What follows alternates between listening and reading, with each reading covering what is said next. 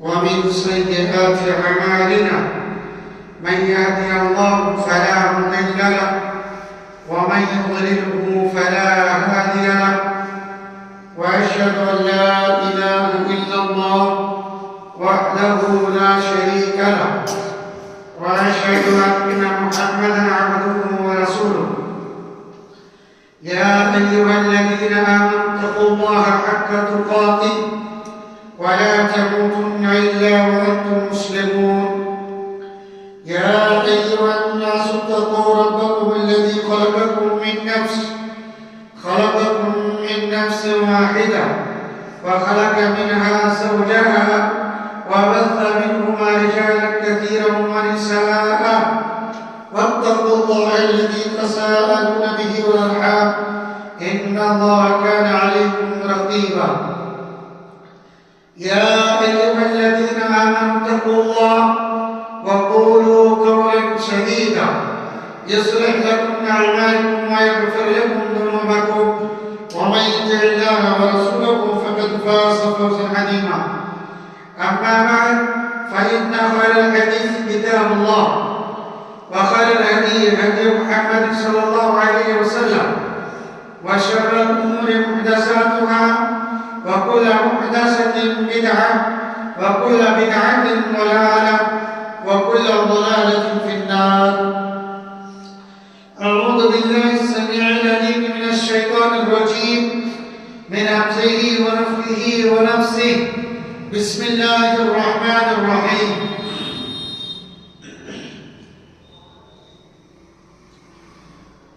إنك لا تهدي من أحببت ولكن الله يهدي من يشاء. وقال الله عز وجل في كلامه المجيد: أعوذ بالله من الشيطان الرجيم. لقد كان لكم في رسول الله أسوة حسنة.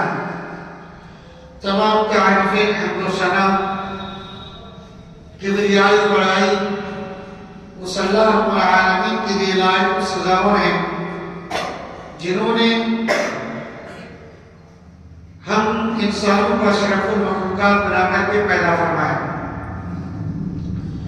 درود و سلام نازل و تمام انبیاء پر، خصوصاً نبی مقدسہ مطہرہ جناب محمد رسول اللہ صلی اللہ علیہ وسلم پر اللہم صلی علیہ وبارک وسلم تسلیما کثیرا کثیرا.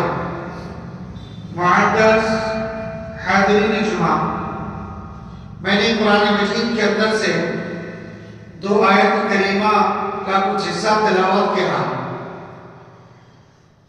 انشاءاللہ نبی صلی اللہ علیہ وسلم کی سیرت کے کچھ پہلو کے بارے میں عرض کرنے کی کوشش کروں گا انشاءاللہ.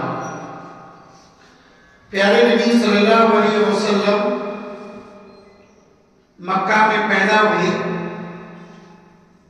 اور آپ کا نام آپ کا دادا محترم نے محمد اور آپ کی امی جان نے احمد رکھا. آپ پیدا ہونے سے قبل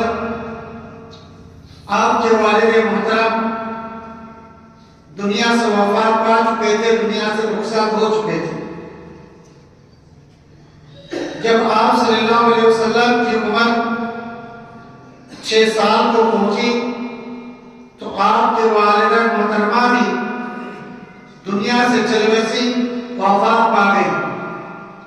پھر آپ صلی اللہ علیہ وسلم باپ کے جانب سے بھی یتیم ہو گئے اور ماں کو بھی کھو بیٹھے، ماں سے بھی محروم ہو گئے. پھر آپ صلی اللہ علیہ وسلم کو اپنی کفالت میں دادا محترم عبد المطلب نے اٹھایا اور پھر آپ صلی اللہ علیہ وسلم کا عمر جب 8 سال کو پہنچی یا 8 سال عمر کے ہوئے تو آپ کے دادا محترم کی وفات پا گئے. البتہ ایک ایسا بچہ دنیا میں پیدا ہوا کہ پیدا ہونے سے پہلے باپ چلے گئے، پیدا ہونے کے 6 سال کے بعد ماں چلی گئی، جو دادا جان اپنی کفالت میں پوتے کو جا کے رکھا. پھر 8 سال عمر کے ہوئے تو دادا بھی وفات پا گئے. کیا ہی آزمائش. اور ایک بچہ جس سے باپ کی محبت بھی چاہیے تھا, ماں کے لاڈ و پیار بھی چاہیے تھا, لیکن ماں اور باپ دونوں سے محروم ہو گئے اور اسی طریقے سے دادا سے بھی محروم ہو گیا. اسی طریقے سے آپ صلی اللہ علیہ وسلم کی کفالت آپ کے چچا محترم ابو طالب نے اٹھایا اور آپ صلی اللہ علیہ وسلم کو اپنے آخری سانس تک اپنی کفالت میں رکھا اور کسی طرح کی کوئی آنچ آپ پر آنے نہ دیا. آپ صلی اللہ علیہ وسلم جب 12 برس کے تھے, 12 سال کے تھے, تو آپ کے چچا محترم ابو طالب جو ملک شام کے سرزمین پہ تجارت کی غرض سے نکل پڑے, مکہ سے ملک شام کے لیے نکل پڑے اور ملک شام میں داخل ایسے ہی ہوئے کہ ایک راہب نے, عیسائی پادری نے دیکھا کہ اس بچے کے اوپر بادل سایہ کیا ہوا ہے. یہ پتھریں سلام کرتی ہیں, سجدہ کرتی ہیں, پیڑ پودے جھک رہے ہیں. یہ سارا ماجرا قریب آیا اور دیکھا, اور دیکھنے کے بعد انہوں نے اپنی تورات میں, انجیل میں جو کچھ پڑھا تھا کہ ایک نبی آئے گا اور ان کی یہ صفاتیں ہوں گی, وہ صفاتیں ان کو ملا اور انہوں نے یہ سمجھ لیا کہ یہی وہ نبی, یہی وہ بچہ ہے جو مستقبل میں چل کر نبی ہونے والا ہے. پھر انہوں نے مکہ کے سفیروں کو, مکہ سے نکلے ہوئے تاجروں کو, مکہ سے نکلے ہوئے تمام افراد کو دعوت دی اور اس بچہ کو اس دعوت سے دور رکھا گیا. انہوں نے پوچھا کہ وہ بچہ ہے کہاں. پھر اس بچہ کو لایا گیا اور کہا کہ اسی بچہ کی وجہ سے تو میں نے یہ دعوت سجائی تھی. پھر اس بچے کو حاضر کیا گیا.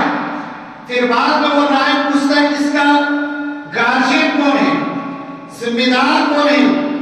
ابو طالب آگے بڑھتے ہیں.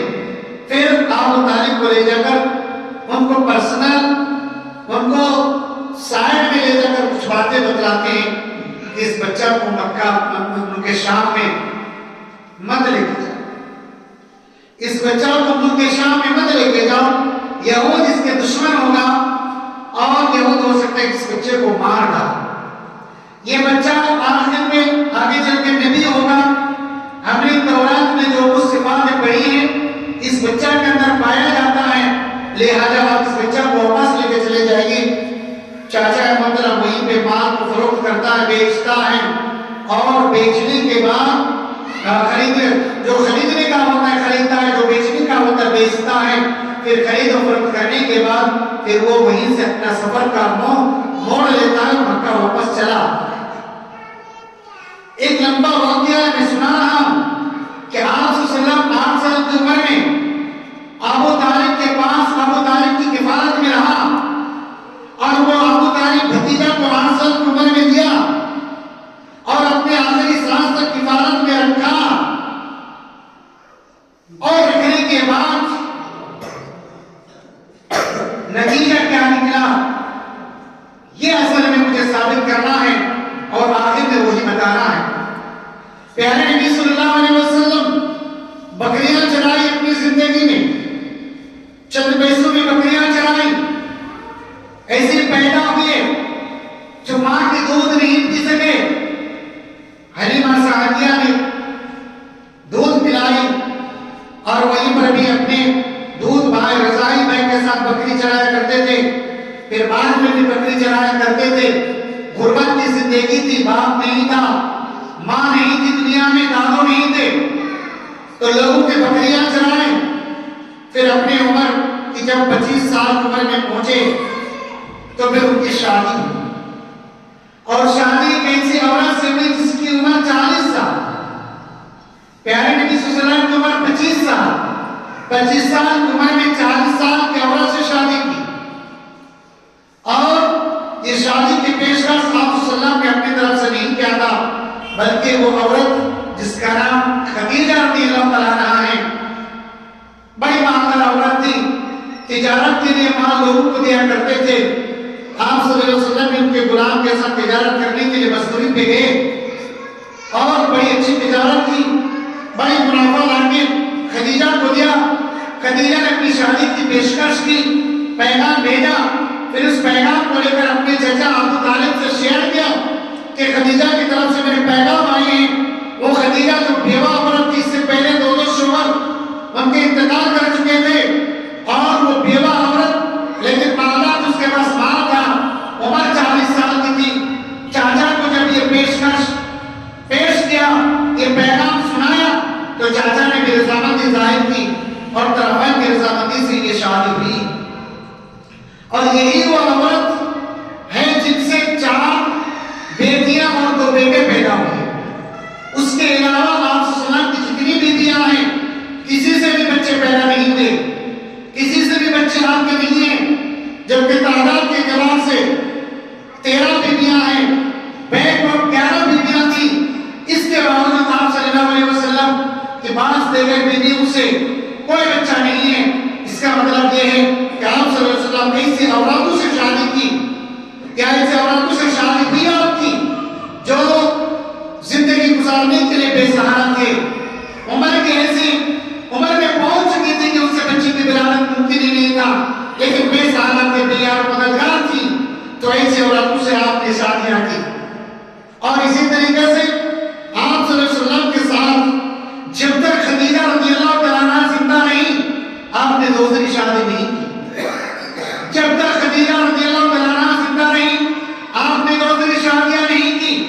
اور خدیجہ رضی اللہ تعالیٰ عنہا ایک ایسی ہونہار عورت تھی، ایک ایسی دیندار عورت تھی کہ جب پیارے نبی صلی اللہ علیہ وسلم مکہ کے برائیوں کو دیکھا، مکہ کے نوجوانوں کو بگاڑتے ہوئے دیکھا، انسان کو رن سے کٹے ہوئے رہتے ہوئے دیکھا، آدمی کے سامنے سجدہ کرتے ہوئے دیکھا، تو آپ کے اندر ایک بے چینی چڑھی، آپ کے اندر ایک جذبہ پیدا ہوا، اور ایک اور فکر میں رہے، اور گارے ہیرا کے نام پر ایک پہاڑ کی گوبے میں جاتے تھے اور رب کو یاد کرتے تھے کہ یہ مورتیاں ہمارے رب نہیں ہو سکتے، انسان کی سزا نہیں کر سکتے، اور زناکاریاں اور شرابی اور اسی طریقے سے دنیا کے اندر جو بھی برائیاں موجود ہیں، یہ تمام کی تمام برائیاں اس وقت پائی جاتی تھی۔ اسی وجہ سے اس دور کو دور جاہلیت کہا جاتا ہے۔ حالانکہ اس دور میں بھی پڑھے لکھے لوگ تھے، بڑے بڑے پڑھے لکھے لوگ تھے، شعراء تھے، ادیب تھے، بڑے بڑے پائے درجے کے پڑھے لکھے لوگ تھے، اسی لیے قرآن کے اوپر بھی چیلنج کرتے تھے اور قرآن کے چیلنج کو قبول بھی کرتے تھے، چیزیں کہ انہوں نے کامیابی حاصل نہیں کر سکی، کامیابی ان کو نہیں ملی، لیکن پڑھے لکھے تھے، تبھی تو جا کے وہ چیلنج قبول کرتے تھے۔ اور جب سورہ کوثر کو لکھا گیا مکہ بیت اللہ شریف کے اندر، تب انہوں نے کہا آئے سے شاعر نے لکھنے پر مجبور ہوا کہ یہ کوئی بشر کا قول نہیں ہے، یہ کوئی بشر کا قول نہیں ہے۔ تو اس سے پتہ چلتا ہے کہ اس دور میں بھی پڑھے لکھے لوگ تھے، لیکن جہالتی کا دور کیوں کہا جاتا ہے؟ چونکہ شریعت کا دور نہیں تھا، اللہ کے حکم کا دور نہیں تھا، اللہ کے حکم کو لوگوں نے پسے کچھ ڈال دیا تھا، اللہ کے حکم کو پامال کر دیا تھا، اللہ کے حکم کا ماننے والے نہیں تھے، اسی لیے اس دور کو جاہلیت کا دور کہا جاتا ہے۔ آج بھی کوئی انسان پڑھا لکھا ہے، ہائی کوالٹی کا پڑھا لکھا ہے، دنیا کی سب سے بڑی ڈگری اس کے پاس ہے، لیکن اللہ کو نہیں پہچانتا ہے، نبی کو نہیں پہچانتا ہے، تو وہ آدمی شریعت کی نظر میں جا ہی نہیں، وہ آدمی شریعت کی نظر میں پڑھا لکھا نہیں ہے، بلکہ انہوں نے پڑھا اپنی دنیا کے مفاد کے لیے، انہوں نے پڑھا اپنی دنیا کی ترقی کے لیے، انہوں نے پڑھا اپنی دنیا میں اپنی کامیابی کے لیے، لیکن شریعت کو اگر نہیں سیکھا، نبی کو اگر نہیں پہچانا، اللہ کو نہیں پہچانا، تو پھر اس دور کو دور جاہلیت کہا جاتا ہے۔ میرے بھائیوں، پھر وقت گزرا اور آپ صلی اللہ علیہ وسلم گارے ہیرا میں جا کے بہت فکر کرتے رہتے تھے، اسی بیچ میں اللہ کی جانب سے وحی نازل ہوتا ہے، اقرأ باسم ربک الذی خلق، وحی نازل ہوتا ہے، آپ ڈرتے ہوئے آتے ہیں اور خدیجہ کو سارا واقعہ بیان کرتے ہیں۔ خدیجہ رضی اللہ تعالیٰ عنہا یہ تسلی دیتی ہے کہ آپ کو اللہ تعالیٰ برباد نہیں کرے گا،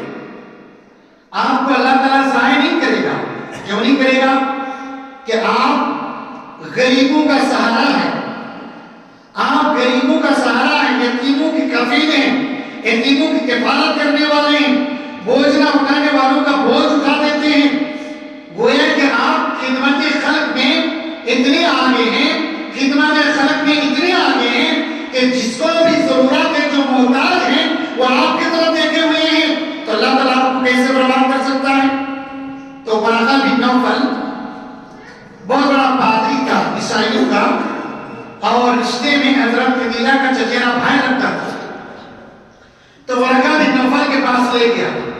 ورقہ بن نوفل نے سارا واقعہ سنا، اور سننے کے بعد کہا کہ آپ کو آپ کے گاؤں والے نکال دیں گے۔ ورقہ بن نوفل نے کیا کہا کہ آپ کو آپ کے گاؤں والے نکال دیں گے۔ تو آپ نے کہا انا مخلصیہ، کیا مجھے نکالا جائے گا؟ کیا مجھے میرے خاندان والے، میرے گاؤں والے مجھے نکال دیں گے؟ بولے ہاں، ہر نبی کے ساتھ ایسے ہی ہوا، اور جو آپ کے پاس آیا تھا وہ شیطان نہیں تھا، وہ فرشتہ تھا، جو فرشتہ ہر نبی کے پاس آتا۔ تو گویا کہ آپ مستقبل میں نبی ہونے والے ہیں۔ پھر آپ صلی اللہ علیہ وسلم چلے آئے وہاں سے، کچھ دن تک رہا، پھر اس کے بعد آپ صلی اللہ علیہ وسلم پر وہی نازل ہوئی، یعنی وہی فرشتہ جو کہانی ہیرا میں پہلا دفعہ دیکھا تھا، کہ دوسری دفعہ پھر اسی فرشتہ کو دیکھا اور وہ ڈر گئے۔ محمد صلی اللہ علیہ وسلم ڈر گئے، اور ڈرنے کے بعد گھر آئے اور چادر اوڑھ کے سو گئے۔ تو اللہ نے آیت کریمہ نازل کیا ہے ایت المزمل، یا ایت المزمل، میری چادر اوڑھنے والے، اور کھڑے ہو جاؤ، فانذر، اور لوگوں کو ڈراؤ، یعنی لوگوں کو اللہ کی طرف بلاؤ۔ یا ایت المدثر قم فانذر، اے چادر اوڑھنے والے، قم فانذر، کھڑے ہو جاؤ، لوگوں کو ڈراؤ۔ وربک فکبر، اور اپنے رب کی بڑائی بیان کرو، وثیابک فطہر، اپنے کپڑے کو صاف ستھرا رکھو۔ اس طریقے سے جب آیت کریمہ اللہ رب العالمین نے نازل کی، جب آپ نبی بنے تو چچا زندہ تھے۔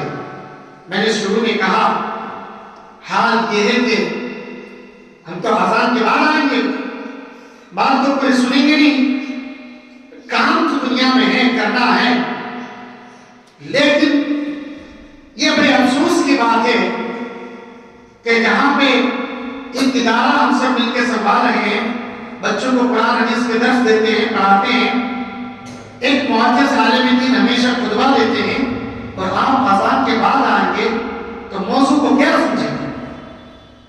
آدھا سنیں گے، آدھا نہیں سنیں گے، تو سمجھیں گے کیا؟ اتنے لوگ ابھی مسجد میں جمع ہو گئے، اس کا مطلب کہ آپ آزان سے پہلے گھر میں تھے، آپ کہیں باہر سے نہیں آئے، آپ مارٹ سے نہیں آئے، آپ دکان سے نہیں آئے، گھر میں آپ تھے، تو آپ کو چاہیے تھا کہ آپ کا آزان سے پہلے آئے۔ دیکھیں یہ بہت بڑا عالمیہ ہے۔ میں اپنے موضوع سے ہٹ کے دو بات آپ سے کرنا چاہتا ہوں کہ ابھی ہم ہیں، کب رہیں گے اس کا گارنٹی نہیں ہے۔ ابھی میں آپ کے سامنے کھڑا ہوں، آپ میرے سامنے بیٹھے ہیں، آپ میں سے یا ہم میں سے کون رہیں گے کون نہیں رہیں گے، کوئی گارنٹی نہیں ہے، کوئی گارنٹی نہیں ہے، اس کا کوئی گارنٹی نہیں ہے کہ کب کتنی لاش اٹھے، جنازہ اٹھے، اور اس کے بعد فرات کے لیے ہم نماز جنازہ میں شریک ہوں، ہم ان کو مٹی میں دفن کریں، یہ کوئی گارنٹی نہیں دے سکتا ہے۔ اس وقت آپ کے پاس یہ سب کچھ نہیں رہے گا، آپ کو اپنے اعمال کا حساب دینا ہے، اپنی زندگی کا حساب دینا ہے۔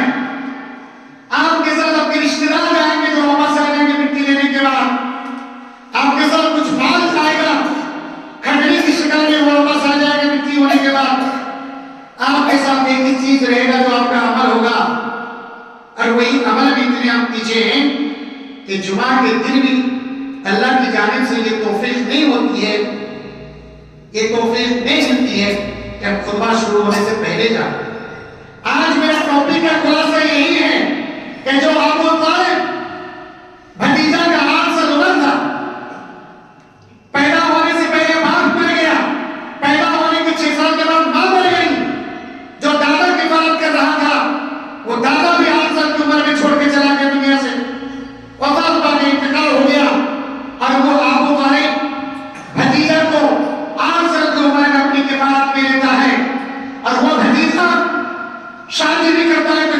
इजाजत से, तिजारत भी करता है तो चाचा की इजाजत से, घर भी बनाते हैं तो चाचा की इजाजत से, और चाचा के घर में रह के जिंदगी गुजारता है, चाचा के घर में रहकर अपने दीन और दावत का काम करता है।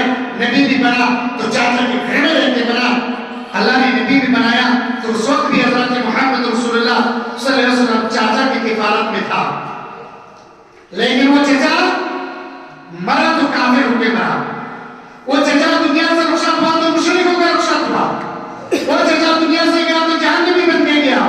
जबकि उस चचा को जब मक्का वालों ने कहा कि तेरा भतीजा नबी बना है, लोगों को हमारे दीन से बाहर करके एक अल्लाह की तरफ बुलाता है, एक नया दीन फैलाता है, हमारे माबूदों को बुरा भला कहता है, हमारे माबूदों को नहीं मानता है, तुम्हारे भतीजा को कंट्रोल कर दो, नहीं तो तुम्हारे भतीजा को हम लोग छोड़ेंगे नहीं।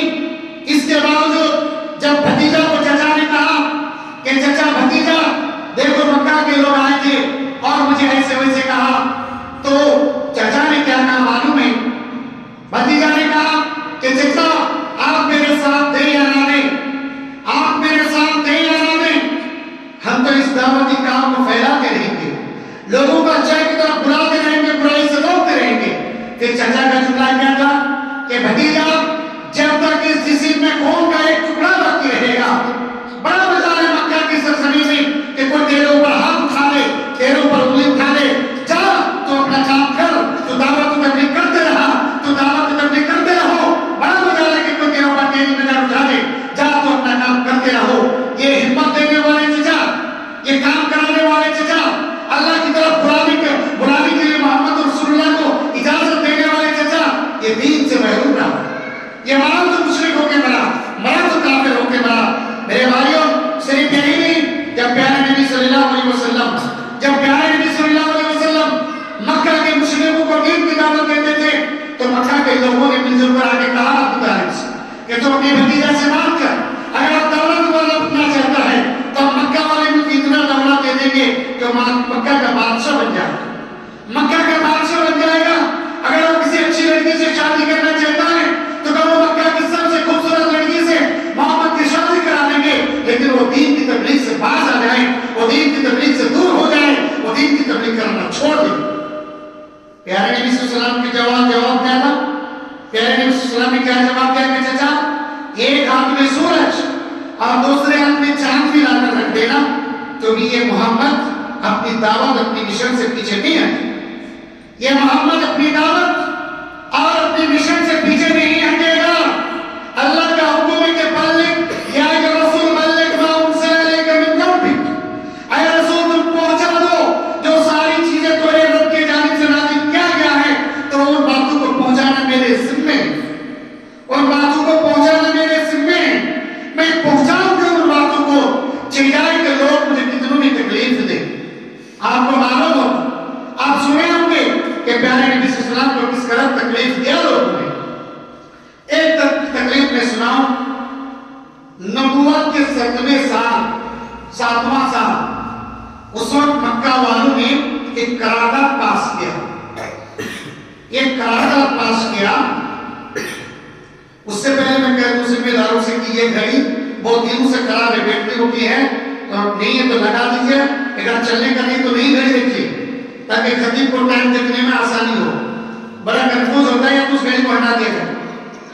तो 7वें साल, जब नबी सल्लल्लाहु नबी होने के 7वें साल, एक आपकी उम्र 47 साल की थी, तब मक्का वालों ने करारदाद पास किया कि मोहम्मद के साथ जितने लोग रहेंगे उनके हाथ में ना कोई चीज हम बेचेंगे, ना उनसे कोई चीज खरीदेंगे, और ना उनकी मदद के लिए किसी को हम जाने देंगे।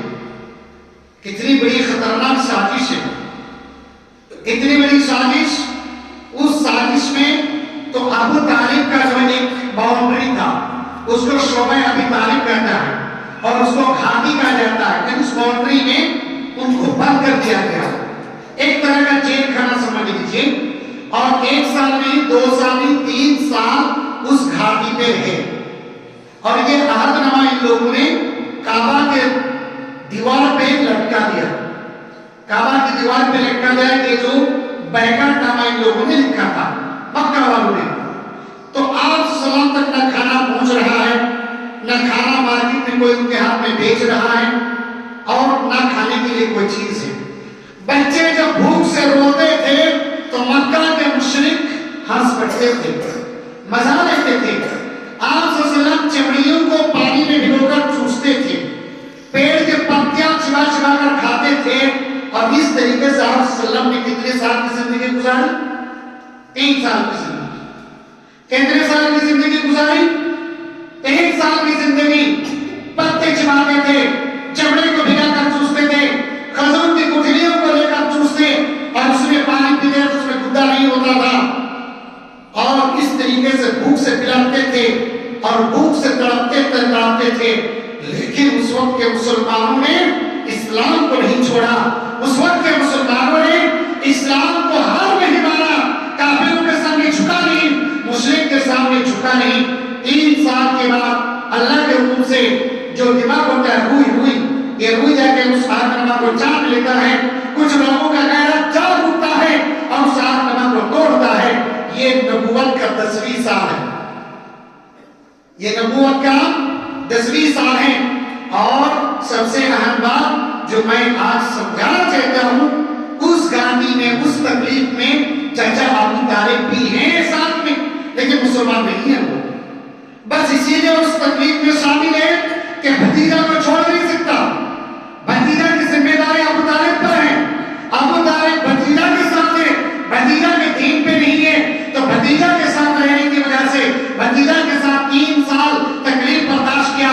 لیکن بھتیجا کی جو ذمہ داری اپنے اوپر تھی اس کو انہوں نے انکار نہیں کیا اور نہ ہی بھتیجا کے دین کو قبول کیا. 2 باتیں سمجھنے کی ہے اس میں کہ اگر کوئی باپ بیٹے کو وصیت کر دے کہ میرا ایک بیٹا مر گیا، اس کا 2 بیٹا 3 بیٹا میں چھوڑ کے جاتا ہوں، کہ تمہارے بیٹا کی طرح تم رکھنا، یہ وصیت کر کے جاتا ہے، تو ابو طالب سے سیکھے کہ وصیت پورا کیسے ہوتا ہے.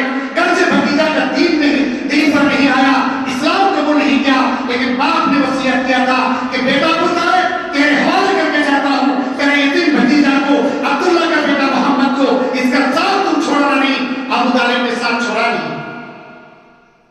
آج تو بعد مسلمانوں کو یہ مجرم رس کا لفظ ہوٹ پہ رہے. دوسرا مسئلہ یہ ہے کہ ابو طالب اتنی تکلیف اٹھانے کے باوجود بھی جہنم میں جائے. کیونکہ انہوں نے اسلام قبول نہیں کیا. انہوں نے اسلام قبول نہیں کیا، اس لیے وہ جہنم میں جائے گا اتنی بڑی قربانی ہونے کے باوجود. اور ایک قدم آگے بڑھیے کہ وہ گھاٹی سے نکالنے کے بعد سب سے پہلے ابو طالب کا انتقال ہوتا ہے. بعض روایت کے مطابق 3 دن، بعض روایت کے مطابق 10 دن کے بعد خدیجہ رضی اللہ تعالیٰ عنہ وفات پاتی ہے. یعنی 10 دن کے اندر چچا ابو طالب بھی دنیا سے رخصت ہوتا ہے اور خدیجہ رضی اللہ تعالیٰ عنہ وفات پاتی ہے. خدیجہ رضی اللہ تعالیٰ عنہ کے بارے میں ایک بات آپ لوگوں کے ذہن میں ڈال دوں کہ اس وقت مکہ میں سب سے زیادہ پیسہ والی عورت تھی. اور جب گھاٹی سے نکلے، گھاٹی میں رہے 3 سال تو کھانا نہیں، گھاٹی سے نکلے تو کچھ بھی نہیں. یہ تمام کے تمام مال حضرت خدیجہ رضی اللہ عنہا نے اللہ کے راستے میں نبی صلی اللہ علیہ وسلم کو ہبہ کر دیا. چونکہ مالک تو خدیجہ تھی، نبی مالک نہیں تھے، تو نبی کو ہبہ کر دیا کہ آپ چاہیں تو جہاں چاہیں اسلام کے خاطر خرچ کر دیں. اور اتنی دیندار اور اتنی مالدار خاتون ہونے کے باوجود اس وقت ان کے پاس کھانے کے لیے کچھ نہیں. سبحان اللہ، یہ اسلام ایسے ہی ہم تک آپ تک نہیں پہنچا ہے. یہ قربانیاں اسلام نے دی ہے. ہماری مائیں امہات المومنین ہیں، تمام مسلمانوں کی ماں خدیجہ رضی اللہ تعالیٰ عنہا نے یہ قربانی دی ہے. تب جا کے اسلام آگے بڑھا. وہ خدیجہ بھی وفات پاتی ہے اور حضرت ابو طالب بھی وفات پاتے ہیں. اس سال کو عام الحزن کہتے ہیں، غم کا سال. کیسا سال؟ عام الحزن، غم کا سال. ایک بھائی آپ چچا وہ بھی چلے گئے جن کے سہارے میں دعوت و تبلیغ کا کام کرتا تھا.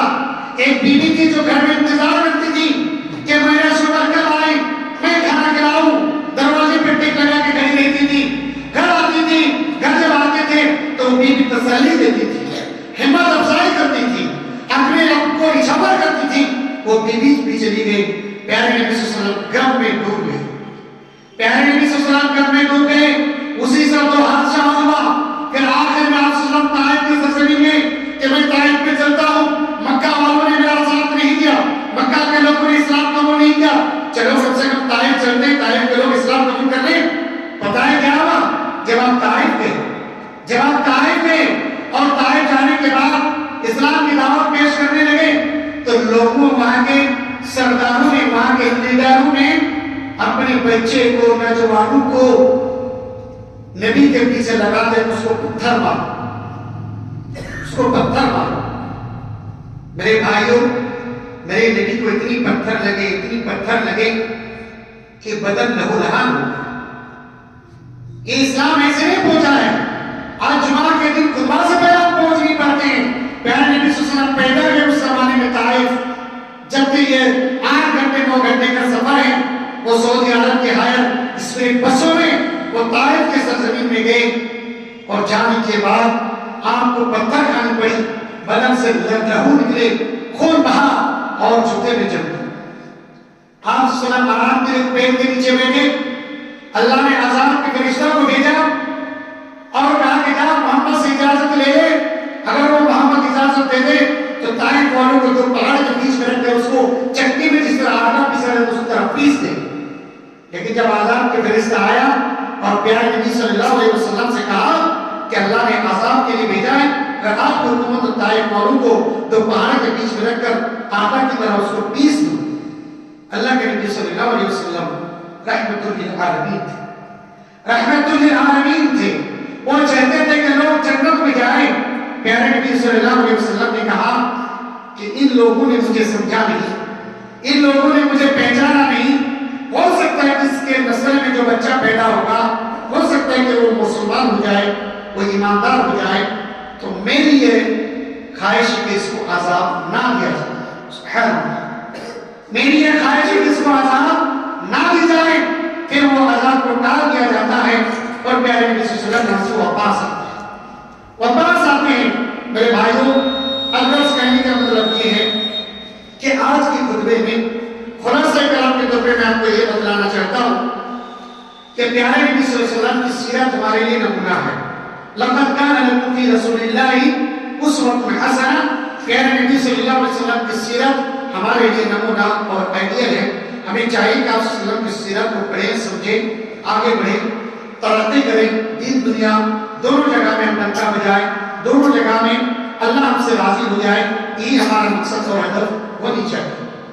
دوسری بات جب چچا مر رہے تھے ابو طالب تو نبی صلی اللہ علیہ وسلم کہہ رہے تھے کہ چچا ایک بار کلمہ پڑھ لیجیے، ایک بار، صرف ایک بار لا الہ الا اللہ کہہ دیجیے، آپ جنت لے جانے کی گارنٹی نہیں. کلمہ پڑھنے والے تھے. ابو جہل وہاں پہ بیٹھا تھا. ابو جہل کہاں میں منہ لگایا اور اپنے بھائی سے کہا کہ مرنے کے وقت باپ دادا کا دھرم چھوڑ دو گے؟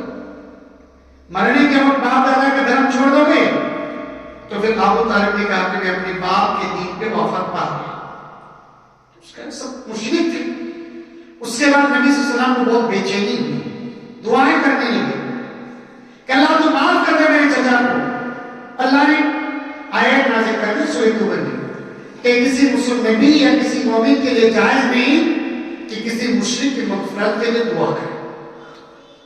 لیکن نبی صلی اللہ علیہ وسلم نے تسلی دیا کہ چونکہ تیرا بہت خیر خواہ تھا تو سب سے جہنم کا جو چھوٹا عجب ہے وہ ابو طالب کو دیا جائے گا. سب سے چھوٹا عجب کیا دیا جائے گا؟ چھوٹا عجب دونوں جوتی آگ کا اور اس کو پہنا دیا جائے گا. اور آگ کی جوتی پہننے کی وجہ سے اس کا جو بھیجا ہے مغز ہے یہ اسی طریقے سے مطلب کہ پھٹے گا جس طریقے سے کھانا پکتا ہے. کھانا جس طریقے سے پکتا ہے پھٹتا ہے اسی طریقے سے وہ ٹکمکائے گا، پھٹے گا. اس سب سے چھوٹا عذاب وہ بھی ابو طالب کے لیے خاص ہے. میں کہنا یہ چاہتا ہوں کہ جب نبی ابو طالب کو دین پر نہیں لا سکا اور جہنم سے بچا نہیں سکا، آپ کو ہم لوگ کون بچائے گا؟ آپ کو ہم کو کون بچائے گا؟ کون ہے آپ کو؟ ہمارا کون ہے؟ ہم جن کے بھروسے میں جیتے ہیں، کون ہمارے لیے دعا کریں گے؟ کن کی شفاعت ہمیں ہوگی؟ نبی صلی اللہ علیہ وسلم کی کتنی سچے وفادار چچا تھے، اس کے باوجود اللہ نے کہا کہ سب سے چھوٹا حجر اس کو دیا جائے گا، اور شکل یہ ہے۔ اور جب یہ سیاحت دعا کرنے لگے اپنے چچا کے لیے غمگین ہو گئے تو اللہ نے کہا انک لا تہدی من احببت ولکن اللہ یہدی من یشاء، کہ اے نبی تو جس سے چاہتا ہے اسے ہدایت نہیں دے سکتا، میں جسے چاہوں اسے ہدایت دیتا ہوں۔ تو اللہ سے اگر ہدایت، اللہ نے اگر آپ کو نماز پڑھنے کی توفیق دی ہے تو اللہ کا شکریہ ادا کیجیے، اور اگر مسجد میں آنے کی توفیق اللہ نے نہیں دی ہے تو اللہ سے توبہ کیجیے، اللہ سے توبہ کیجیے۔ اللہ نے آپ کو قابل نہیں سمجھا، اللہ نے آپ کی طرف رحمت کی نظر نہیں ڈالی کہ آپ کو مسجد میں آنے کی توفیق دی۔ اللہ تعالیٰ نہیں چاہتا کہ آپ کے گناہوں کی بخشش ہو، نہیں تو آپ مسجد میں آتے۔ اللہ نہیں چاہتا کہ آپ کو ہدایت ملے، اسی لیے تو آپ قرآن میں ملابس ہو۔ میرے بھائیوں، اگر آپ مسجد میں آ کے نماز قائم نہیں کر پاتے ہو، اگر آپ اپنے برائی کو نہیں چھوڑ پاتے ہو، تو سمجھو کہ یہ اللہ کی عذاب ہے، یہ اللہ کی مار ہے، یہ اللہ کی ڈنڈا ہے جو مجھ پر چلی ہے، یہ اللہ کی مار ہے جو مجھ پر چلی ہے۔ تو اس لیے میرے بھائیوں، آج نماز چھوڑ کے بڑی شان کی زندگی مت گزاریے، بڑی شان کی زندگی مت گزاریے۔ ابھی 3 دن پہلے ہم لوگوں کا سینئر صاحب سرکاری نوکری میں تھے، 42-43 سال کی عمر ہے، 4 بچے کا باپ ہے، اچانک اس طرح برین ہیمریج ہوتا ہے، سلیگوڑی میں علاج کے دوران انتقال ہو جاتا ہے، بیوی رہ گئی، بچے رہ گئے۔ وہ جنازہ کا منظر، جب وہ بچہ لپکتے ہوئے باپ کو آخری بار دکھایا گیا جنازہ پڑھانے سے پہلے، اور جب وہ بچہ باپ کو ابا جی کا کے پکڑنے کے لیے گیا، جنازہ میں کوئی بھی آدمی ایسا نہیں تھا، 2,500 کا مجموعہ تھا کہ اس کے ہاتھ سے آنسو نہ نکلا ہو۔ میرے بھائیوں، یہ منظر دیکھنے کے بعد بھی اگر کوئی آدمی بے نمازیوں کی زندگی گزارے، نبی صلی اللہ علیہ وسلم کی سیرت کو پسند پوچھ ڈالے، نبی کی تاریخ کو بھلا دے، اسلام کی وحدانیت کو پسند پوچھ ڈالے، تو میرے بھائیوں پھر ہمارا اور آپ کا کون ہے جو دعا کرے گا ہمارے آپ کے لیے؟ کون ہے کہ مغفرت کے لیے رات میں جا کے اللہ سے دعا کرے گا؟ نبی تھے تو چچا کے لیے دعا کرتے تھے، تو اللہ نے کم سے کم اتنی گنجائش کر دی، کم سے کم اتنی گنجائش کرتی کہ چھوٹی عذاب ہو، ہمارے لیے آپ کے لیے کون دعا کرے گی بتائیے؟ اس لیے اعمال کی اصلاح پیدا کیجیے۔ خود میں اپنے آپ کو بھی مخاطب کرتا ہوں اور آپ کو بھی مخاطب کرتا ہوں کہ ہمیں جس کی جتنی کمی ہے اس کا محاسبہ کیجیے، کم سے کم نماز تو پابندی سے پڑھنے کی کوشش کیجیے۔ پیارے نبی صلی اللہ علیہ وسلم کی شفاعت ملے گی، پیارے نبی صلی اللہ علیہ وسلم کی شفاعت ملے گی ہم کو پہلے محشر میں قیامت کے دن، لیکن ان لوگوں کے لیے جو مومن ہو، جو پکا مسلمان ہوگا، اگر ہمارے اندر شرک ہے وغیرہ وغیرہ تو پھر یہ بھی ممکن نہیں ہے۔ آخر میں اللہ رب العالمین سے دعا ہو کہ باری تعالیٰ ہمیں اور آپ کو پکا سچا نمازی بننے کی توفیق عطا فرمائے۔ الہ العالمین، ہم تمام کے اندر جس کے اندر جو بھی برائی ہے، الہ العالمین ہم تمام کو اپنی برائی سے توبہ استغفار کرنے کی توفیق عطا فرمائے۔ الہ العالمین، ہم تمام کو اپنے اپنے عمل کا محاسبہ کرتے ہوئے نیکی کے کام میں آگے بڑھ چڑھ کر آنے کی توفیق عطا فرمائے۔ الہ العالمین، ہم میں سے جو رخصت ہو چکے ہیں، دنیا سے جا چکے ہیں، قبر میں مدفون ہیں، اللہ ان کو جنت نصیب فرما، اللہ ان کے انسانی غلطیوں کو، گناہوں کو معاف فرما۔ الہ العالمین، ہم مسلمان جو زندہ ہیں، دنیا میں کسی بھی کونے میں ہیں، الہ العالمین ہم تمام کی حفاظت فرما، ایمان کی حفاظت فرما، مال کی حفاظت فرما، ہم تمام ماں اور بہنوں کی عزت کی حفاظت فرما۔ آمین وخير نقول قولي هذا استغفر الله لي ولكم ولسائر المسلمين والحمد لله رب العالمين۔